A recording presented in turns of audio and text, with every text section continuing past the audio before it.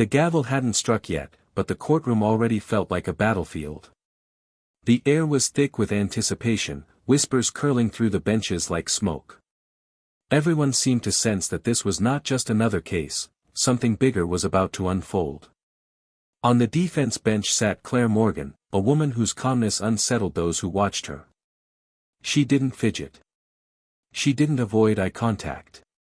She sat with her back straight, her hands folded, her eyes fixed on the man across the room.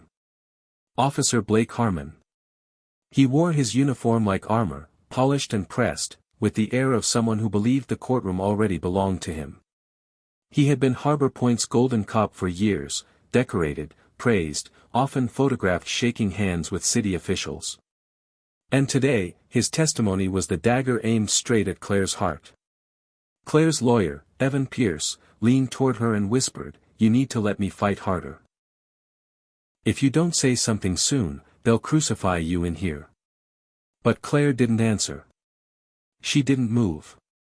Silence was her strategy, for now. Because sometimes silence wasn't surrender. Sometimes it was the most powerful weapon of all. And she knew something no one else in that courtroom knew. She wasn't just Claire Morgan, quiet loner on the edge of town. She had worn uniforms that came without applause. She had stood on battlegrounds where silence meant life. She had walked into places she was never supposed to come back from. And in her pocket, hidden from sight, rested a small golden pin, a Navy SEAL trident. The prosecutor's voice rang sharp and confident. "Officer Harmon, please describe what you saw on the night of April 16th. Blake leaned forward, his words rehearsed, polished. "I was on Oak Street at approximately 10:45 p.m. I heard the impact, turned, and saw a black SUV with plates ending in 7K3 speeding away from the scene. Behind the wheel was the defendant, Claire Morgan. No doubt in my mind." Gasps and murmurs spread across the gallery. Reporters scribbled furiously, their pens racing to capture the headline, "Decorated Officer Identifies Suspect." Claire sat still, her face unreadable.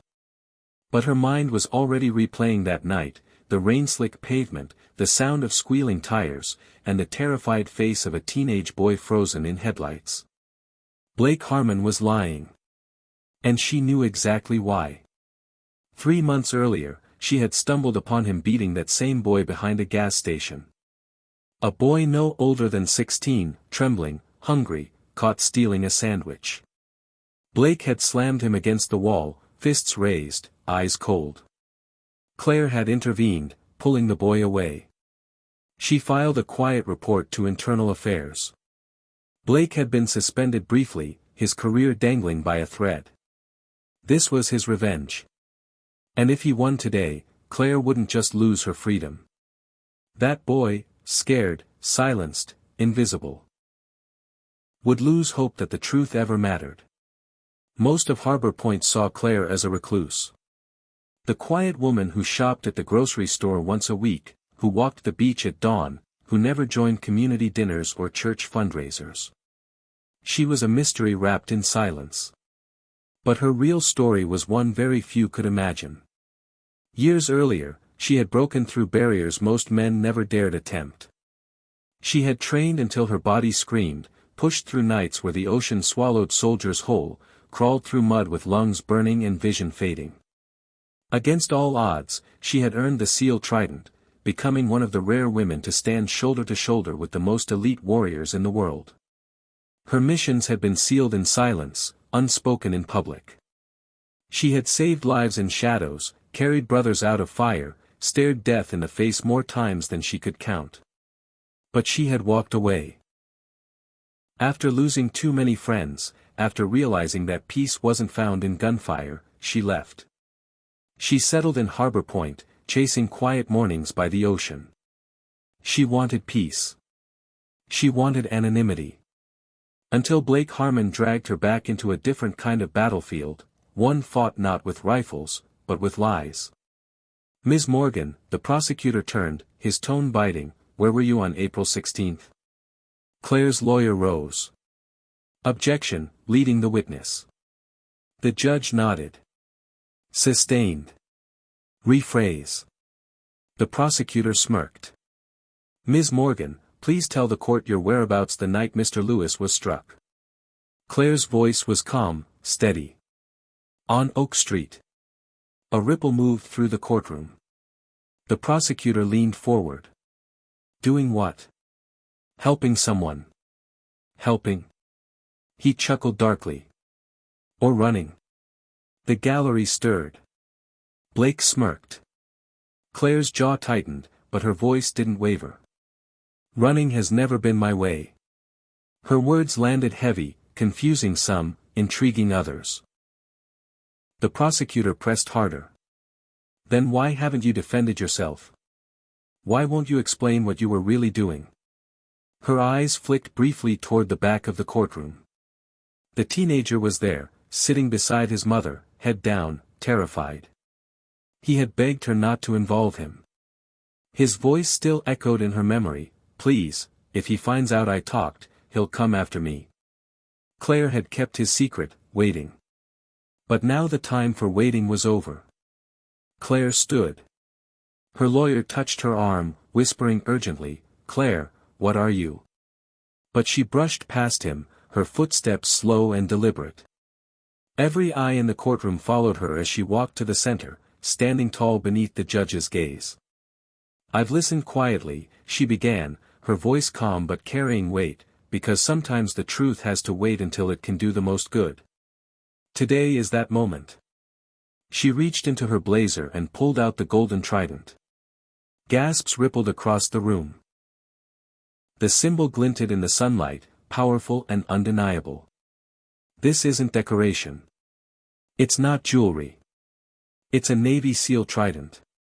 You don't buy it. You don't inherit it. You earn it. And you bleed for it. It comes with a code, I will not lie. I will not cheat. I will not dishonor my brothers, my country, or myself. Her gaze turned to Blake, whose face had drained of color. That night on Oak Street, Claire continued, I wasn't fleeing a crime. I was saving a life. She handed a USB drive to the bailiff. Play this. The courtroom screen flickered to life. Grainy footage appeared, Claire yanking the terrified teenager from the path of a swerving drunk driver. Seconds later, a rusted pickup truck, not a black SUV, struck Mr. Lewis before speeding off into the night. The video ended. Silence fell. Judge Fairchild leaned forward, his voice razor-sharp. Officer Harmon, do you wish to amend your testimony? Blake stammered, his words collapsing. No, Your Honor. The gavel slammed down. Case dismissed. Ms. Morgan, you are free to go. Officer Harmon, Internal Affairs will be waiting. The courtroom erupted.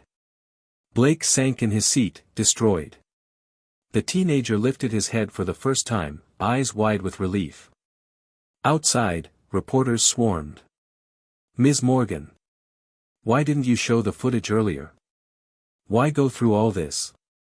Claire stopped, turning toward the boy and his mother who stood nearby, tears streaming down the woman's face.